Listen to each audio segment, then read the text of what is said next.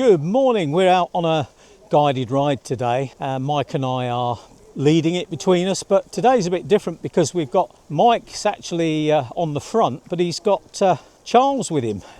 Charles is sitting on the back. Charles, as you know, is blind, and Mike's a pilot today. We're going out to the Templar Preceptory at Temple Brewer, and I thought while we're doing this ride it would be a good time to talk about winter riding. I think a lot of people will give up riding in the winter, put the bikes away, but we try to ride all through the winter. And one of the problems we have with winter, of course, is cold, and this is the first thing on my list of what we should do to prepare for winter. Now, the trick really with winter riding is to have decent clothes and make sure you stay dry, but also make sure that you wear layers, because you can always take layers off. It's no good being cold when you haven't got any layers to put on. So some good layers, a nice base layer, then maybe a jersey, and then say a waterproof or windproof over the top, depending on what the weather's like. It's worth mentioning while we're talking about base layers that there are many kinds of base layers, but the main property you require is that the base layer wicks away your sweat. So you get these technical fabrics that you can buy, specialist, and if it's really cold, a merino wool garment will wick away the sweat and give you a bit more warmth. As you can see here on this road, we've got a lot of mud on the road. The farmers around here are bringing sugar beet in off the fields at the moment, so whereas most of them do try to clean up after themselves, there's only so much they can do while they're working. So the second thing on my list would be to ride carefully. Make sure that you're not cornering the way you would in the summer, because of course we've got a lot of wet leaves on the road, we've got mud, plus it can be icy in places, so got to take it steady on those bends. But also we need to make sure we've got decent tyres. Now, there's a lot of hedge cutting going on at this time of year. As I'm sure many of you have experienced, you can pick up punctures very easily this time of year. So another good thing is to make sure that you've got decent tyres that are hopefully puncture resistant wherever possible.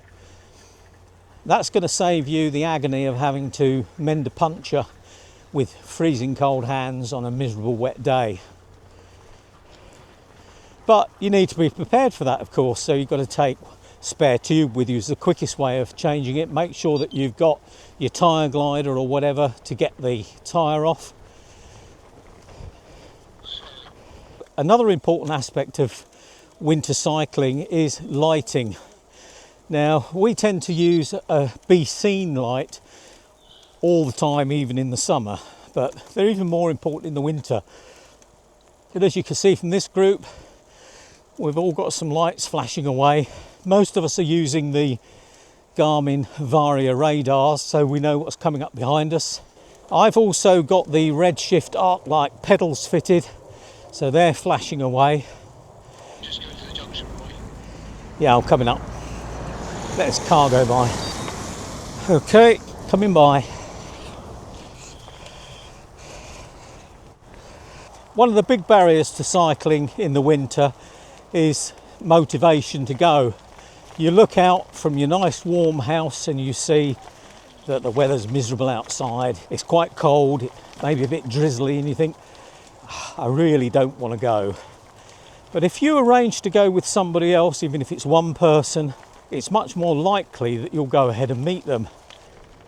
Now, something you can do is try to go out with a group such as this one. Now, this is a British cycling group, part of the Let's Ride guided rides program.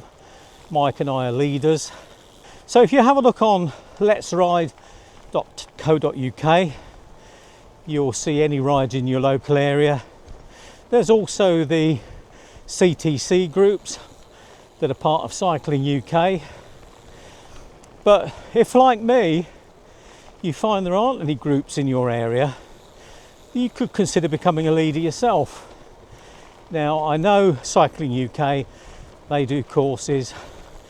I don't know if there's a charge for those, but certainly British cycling courses are free, and all they ask in return is that you deliver 8 rides a year.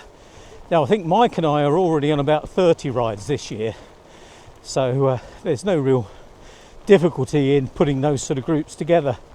This is a Thursday ride, and we've still got 6 of us on 5 bikes. We try to go to somewhere of interest, and today we're going to the Templar Preceptory at Temple Brewer. There's only the tower left, but usually we can go inside. Now when Mike did the recce the other day, which is a requirement of these rides, he found the door was open, so we're hoping that that's the case when we get there now. Now I've noticed when you mention anything about where you're going or what you're doing, and maybe you're emailing and that sort of thing, all of a sudden on YouTube you get recommendations about the place that you're going to. So somebody's listening, and I've noted that quite a number of videos of people have visited this place ghost hunting, and they hear the voices of Templar monks and all sorts. Now I can honestly tell you that's never happened when I've been here, so I hope I'm not proved wrong today. So we're just arriving now at the Templar Preceptory. Oh, this is new.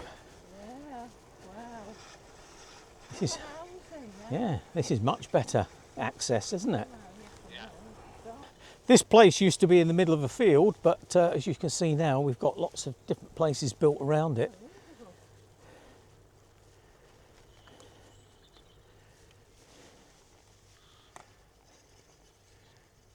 What I quite like are these, the 1870 something. There was a better class of graffiti in those days. It's very beautiful. And look around the window here. Oh, lots of. Oh gosh, this is a bit of a well executed. Isn't it just? Yeah. RAF 1919. Yeah. Sort of riff-raff, carving their name. So Alison, I need you to find some witch marks. Oh right, okay. This is your task for today. They were normally near doorways. Yeah, just a bit of violence. Shall we try and summon a ghost of a Templar? Is there anybody there? Can you bring your hand this way? That's an F. Oh, yeah.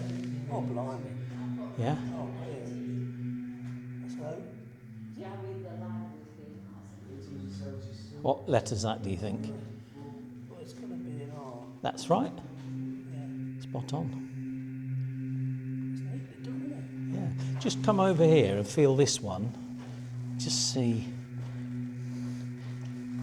There's a name here. Start in here. If I put your finger in there, try and tell me what that name is.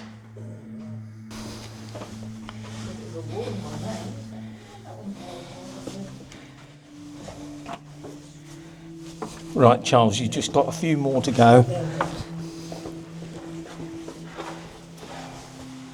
Now, that's the last one. You're on the floor now.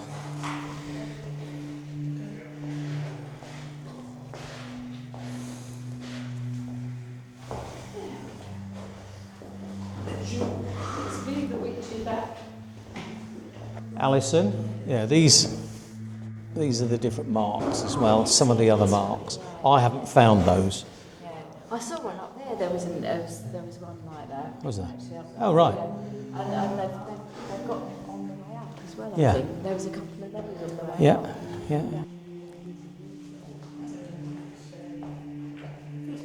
Make sure you don't keep that. And if you come back to the stairs, Charles, and feel above the door, you can feel the old arch. There's an old arch shape in there. Yeah.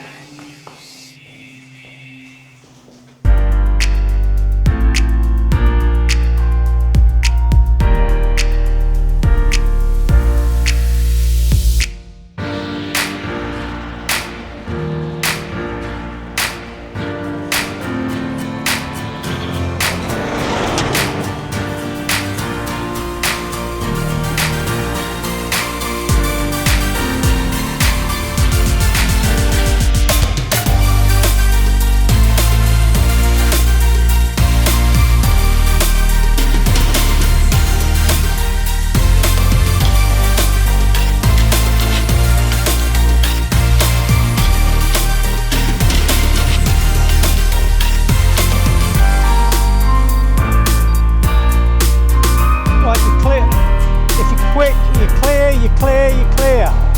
Go, go, go. Go, go, go.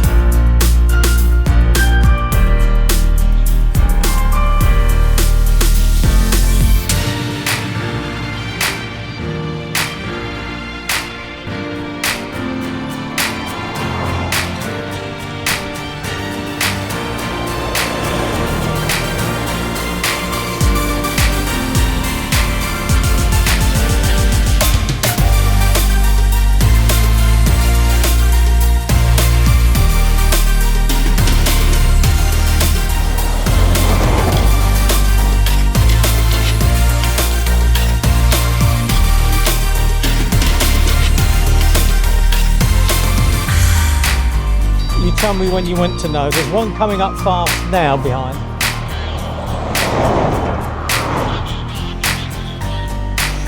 Right. Yes. Right, past and it's clear.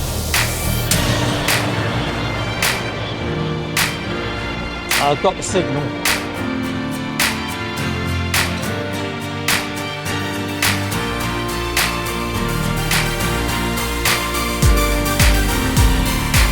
A little bit greasy on the corner.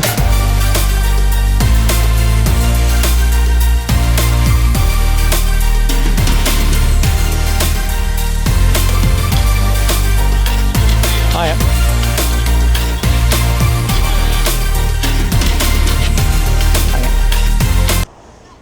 Slowly, because we're going to junction back. I'll try and bleed speed off to keep momentum. Right, you're clear, you're clear, you're clear, you're clear, you're clear. Keep going.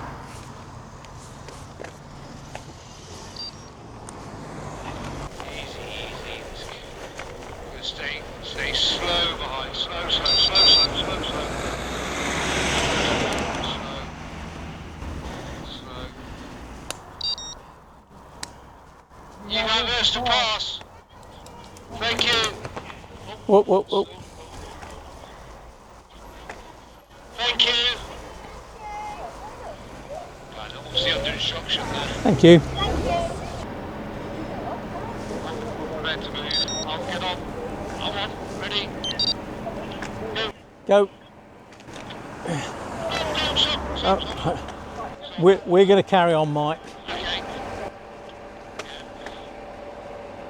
I know we're stopped now. Ready.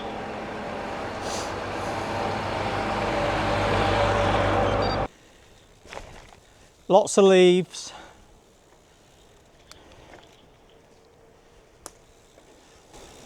Slowing, slowing, slowing. Whacked now. Slowing, slowing, slowing. Slowing, slowing, slowing. Prepare to stop.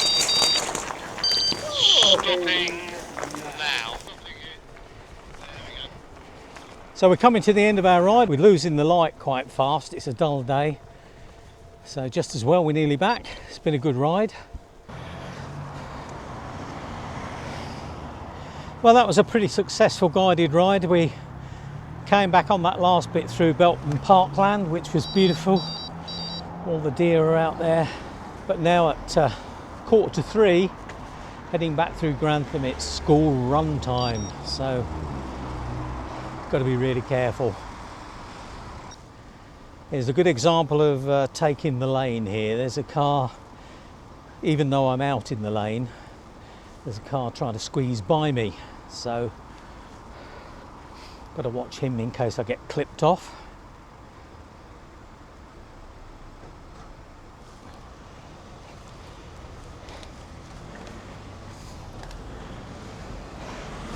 So now I'm clear, I'm right out in the middle of the lane, so he can't get by.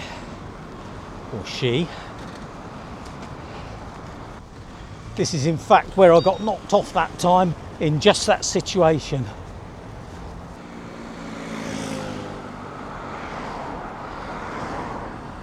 And of course they're all rush and tear, but as you can see they're not really going anywhere.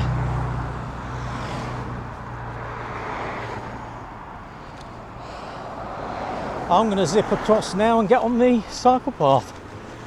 Beat the lot of them. By the time I get in, we're going to be on about probably 42 miles. But the main thing is it's been really good to get out today. Got some good exercise, had a good chat. We've taken Charles out and given him an interesting day. I knew that Charles would enjoy the Templar Chapel because there's so much that he could touch and feel. But of course it would have been very easy just to stay indoors today. Now this is a nice sight ahead. This is the crossing that I campaigned for, to allow children to safely cross this busy A52. And yesterday I noticed a very young schoolgirl crossing it, and it was really heartwarming to know that it had helped her. But you know, one of my neighbours, who is quite anti-cyclist, when I told him I'd campaign for the crossing and it was being installed, he said, "Oh, more hold-ups."